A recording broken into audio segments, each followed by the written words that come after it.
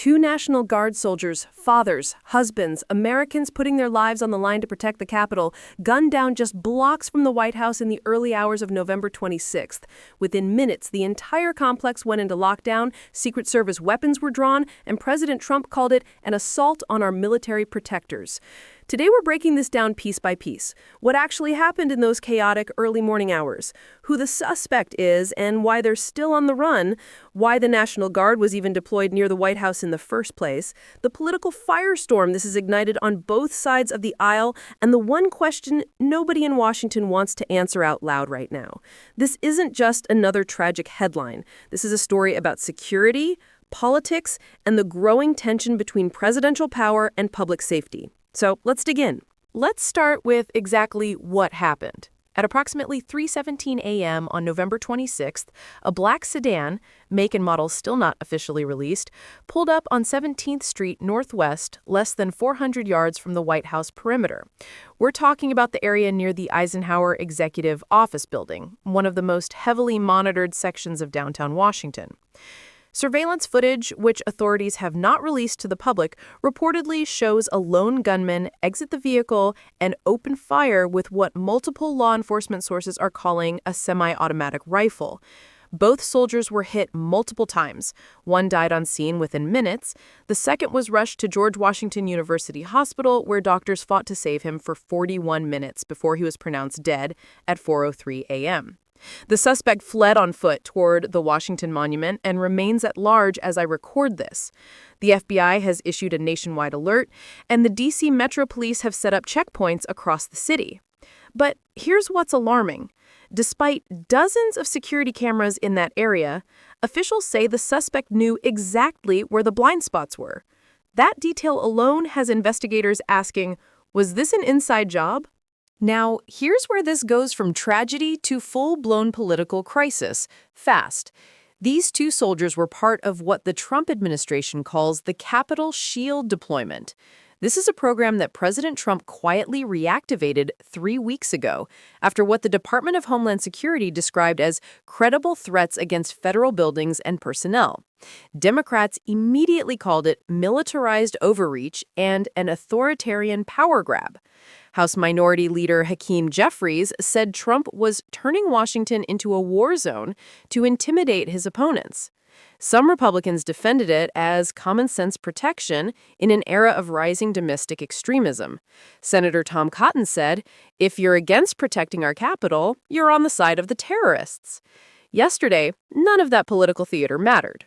2 soldiers were dead, 2 families were destroyed, and Washington was forced to confront a terrifying reality. Even the most protected city in America isn't safe. President Trump's first public statement came at 7:04 a.m., just 4 hours after the shooting.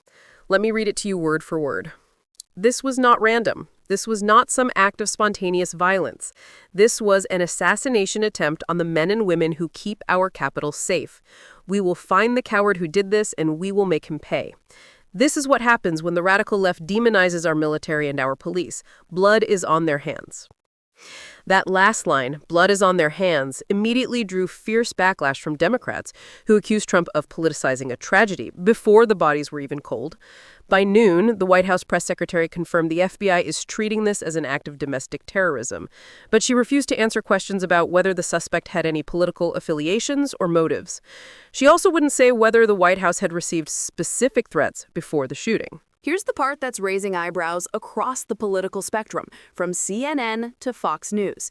Initial law enforcement leaks, and I want to emphasize these are leaks, not official statements, suggest the suspect may have military-style training. One source told the Associated Press the shooter used textbook fire and maneuver tactics, meaning he moved between cover positions like someone who had been trained in combat operations. Another source told Reuters the shooter knew exactly where the National Guard posts were and when the shift change happened. That has sparked immediate and intense speculation. Was this a disgruntled former service member? Was it someone radicalized by the heated rhetoric around domestic troop deployments? Or, and this is the theory that has the Secret Service and Pentagon in full panic mode, was this someone with current or recent access to White House security protocols? We don't have answers yet, but the fact that these questions are even being asked tells you how serious this is. Here's something the mainstream media is barely covering: the deployment of National Guard troops inside Washington, D.C., without a declared state of emergency or congressional approval, is already being challenged in federal court. The ACLU and several civil liberties groups filed a lawsuit 2 weeks ago arguing that Trump's Capitol Shield program violates the Posse Comitatus Act, which prohibits the use of military forces for domestic law enforcement without explicit authorization from Congress. That lawsuit was scheduled for a hearing next month. This tragedy just poured rocket fuel on it. Now you've got Republicans saying, see, this proves we need more troops, not fewer. And Democrats saying, this proves militarizing our capital creates more danger, not less. Both sides are using 2 dead soldiers to score political points, and that should disgust every single American watching this video. So where do we go from here? The FBI says they're reviewing thousands of hours of surveillance footage and following up on hundreds of tips. The reward for information leading to the suspect's capture is now up to $500,000.